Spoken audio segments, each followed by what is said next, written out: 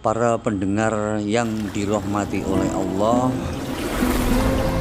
dalam bab ini kita akan membahas tentang manusia. Al-Quran menggambarkan manusia sebagai makhluk yang menempati kedudukan yang sangat tinggi dan sangat khusus di mata Allah Subhanahu wa Ta'ala. Sang Raja semesta itu mengajarkan kepada Adam nama-nama seluruhnya di dalam kisah Al-Baqarah ayat 2, dan memintanya mengajarkan kepada rahasia-rahasia itu kepada makhluk-makhluk yang lainnya. Allah bahkan menyuruh kepada para malaikat agar bersujud kepada Adam alaihissalam yang diabadikan oleh Allah di dalam Al-Quran surat Al-Baqarah ayat 2. Namun dalam pandangan beberapa filosof, eksistensi manusia hanyalah sebuah kebetulan alamiah saja.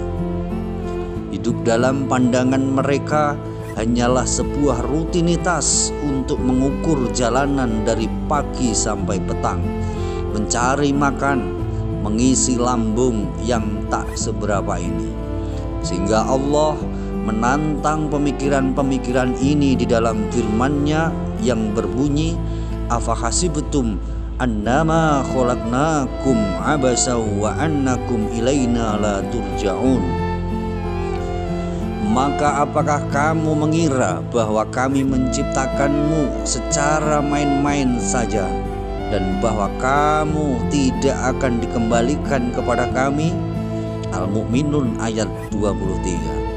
Allah sungguh tidak main-main dengan penciptaan yang satu ini, yakni manusia.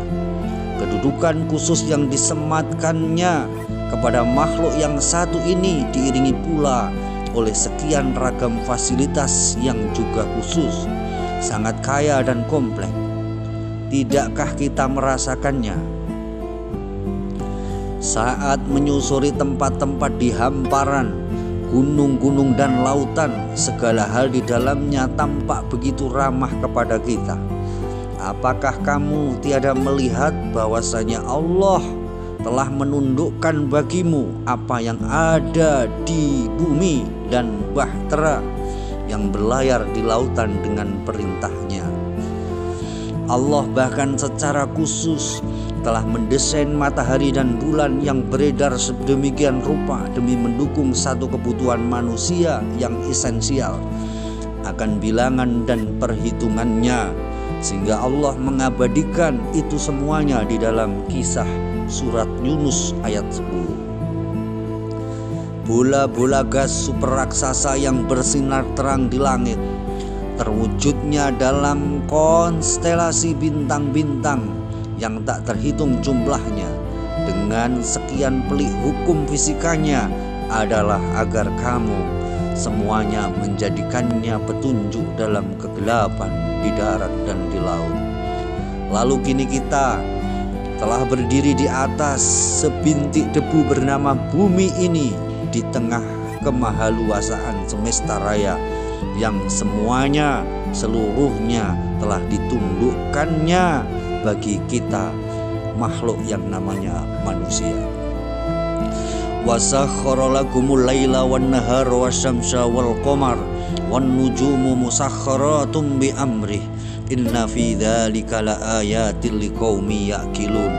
Dia menundukkan malam dan siang, matahari dan bulan untukmu, dan bintang-bintang itu ditundukkan untukmu dengan perintahnya. Sesungguhnya pada yang demikian itu benar-benar ada tanda-tanda kekuasaan Allah bagi kamu yang memahaminya. An-Nahl ayat 16. Tidakkah semua perlakuan khusus itu memicu pertanyaan di dalam diri kita? Siapakah sebenarnya makhluk ini? Siapakah kita ini? Dari mana asalnya? Kemana dan untuk apa kita ada di sini? Pertanyaan itu perlu kita renungkan bersama. Apakah kita menganggap bahwa hidup hanya berawal dari sini dan di sini pula hidup itu berakhir?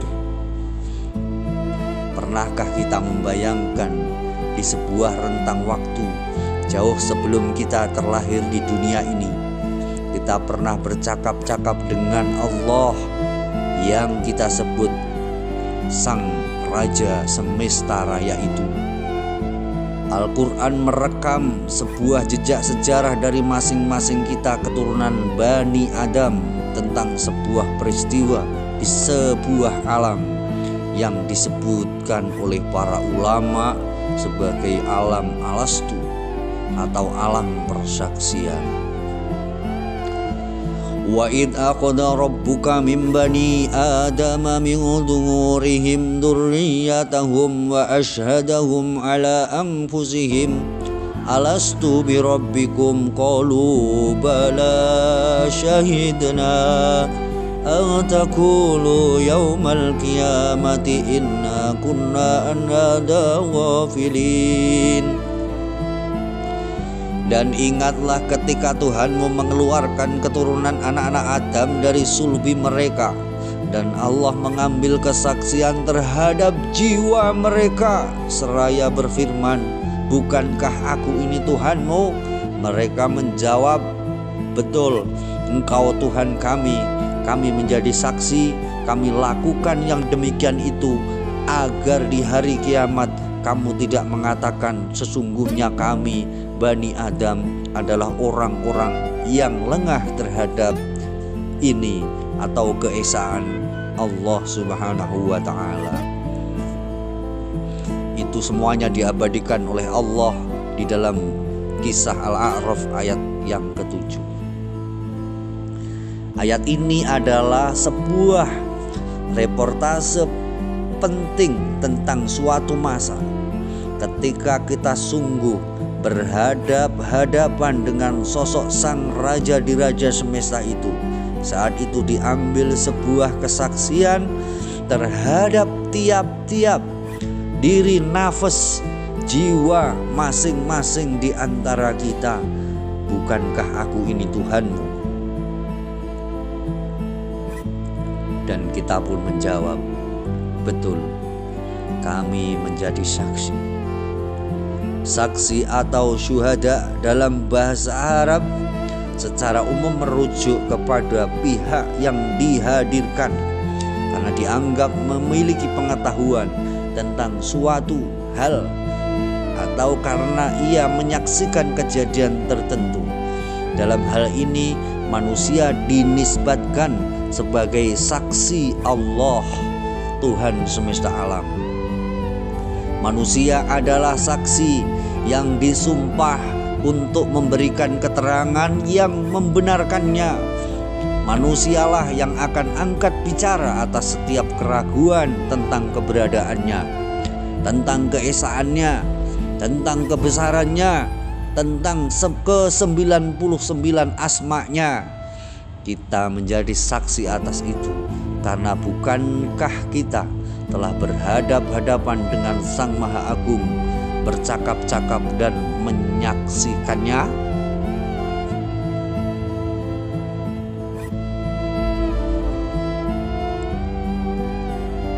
Oleh karena itu, ungkapan yang lebih tepat dalam menggambarkan arti syahid atau syuhada adalah ia yang memegang teguh kesaksian Allah atas penciptaannya, kasih dan sayangnya, keagungannya, penggelaran seluruh takdir dan asma-asmanya, fitrahnya.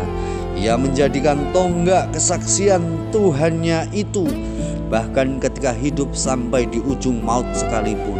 Maka barangkali dalam konteks inilah kita memahami sabda Rasulullah Shallallahu Alaihi Wasallam bahwa orang-orang yang terbunuh di jalan Allah adalah syahid, orang yang mati terkena wabah adalah syahid, dan seorang ibu yang meninggal karena melahirkan adalah syahid.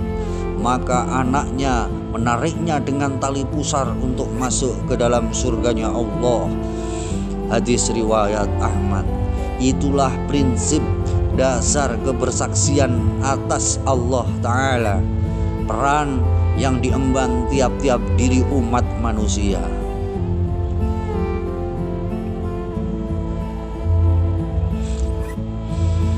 terdapat beberapa petunjuk dalam Al-Quran yang bisa menuntun kita kepada indikasi jawaban dari pertanyaan-pertanyaan mendasar dan maha penting tentang eksistensinya manusia. Wa ma khalaqtul jinna wal insa illa liya'budun. Dan aku tidak menciptakan jin dan manusia melainkan supaya mereka mengabdi kepadaku. Ad-Dhariyat ayat 51. Ini adalah ayat yang sangat populer dan sungguh dalam maknanya kata ya'budun di akhir ayat tersebut memang tak jarang diterjemahkan sebagai beribadah kepadaku. Namun kata tersebut memiliki arti inti yang lebih fundamental, yakni mengabdi kepadaku atau menjadi abdiku, suatu indikasi tentang sebuah peran yang disematkan baik kepada penciptaan jin maupun manusia. Ayat tersebut mengkonfirmasikan bahwa manusia adalah sosok makhluk yang diciptakan untuk menjadi abdi dan bukan sembarang abdi. Ia mengemban tugas dan misi suci dari Allah Rabbul Alamin. Mudah-mudahan kita bisa memahami hakikat tentang manusia, dan mudah-mudahan Allah memberikan keberkahan di dalam kehidupan kita semuanya. Amin ya Rabbal Alamin.